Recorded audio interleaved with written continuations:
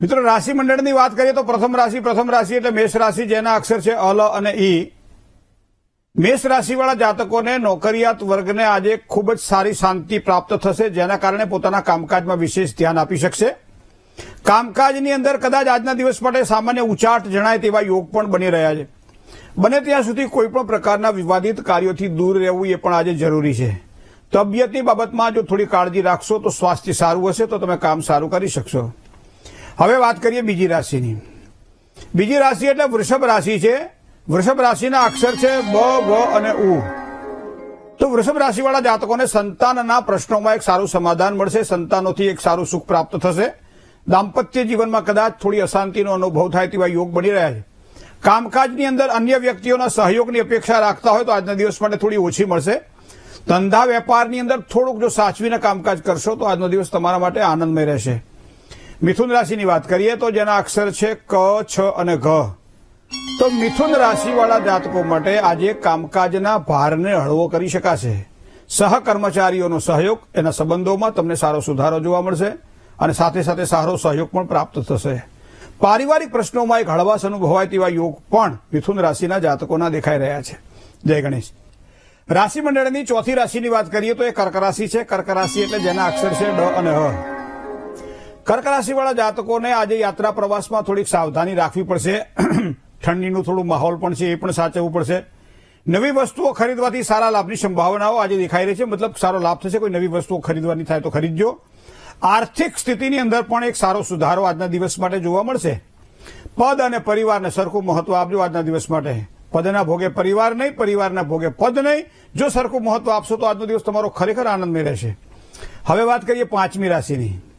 તો પાંચમી રાશિ એટલે સિંહ રાશિ. સિંહ રાશિ એટલે મ અને ટ અક્ષર.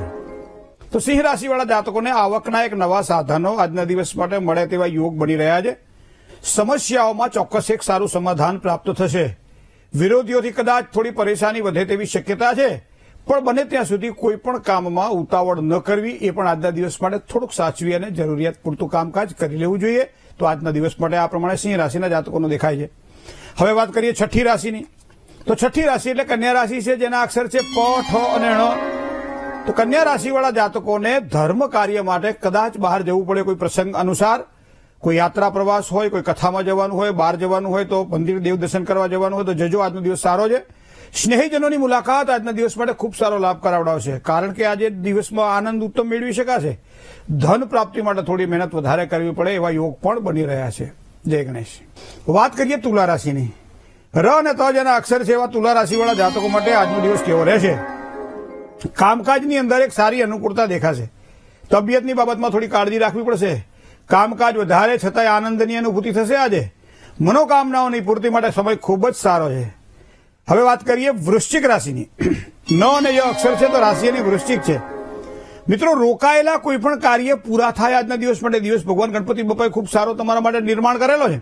સાથે સાથે આર્થિક સ્થિતિમાં પણ સુધારો જોવા મળશે. જમીન હોય, વાહન, કોઈ લે વેચ કરવાનું કામકાજ, આમ તો ધંધામાં આપણે ઓછું કરતા હોય છે, પણ કદાચ સારો અવસર મળે તો એમાં કંઈક આપણે બાનું આપી શકાય છે. ધંધાની અંદર મહેનતમાં થોડો વધારો થશે. કદાચ આજના દિવસ માટે મહેનત થોડી વધારે કરવી પડશે, કારણ કે તો જ તમારું કાર્ય વધારે સારું સફળ થવાનું છે. હવે વાત કરીએ નવમી રાશિની. તમારા અક્ષર ભ છે, ધ છે, ભ છે અથવા ઢ છે. તો તમારી રાશિ તે ધન સ્વામી એનો ગુરુ છે. રોકાણ માટે કોઈ પણ પ્રકારના રોકાણ કરવાના હોય ત્યારે ઉતાવળીયો નિર્ણય નુકસાન કરાવશે. આ બાબતને ધ્યાનમાં રાખવું પડશે. રોકાણના નિર્ણયમાં ઉતાવળ કરવી નહીં.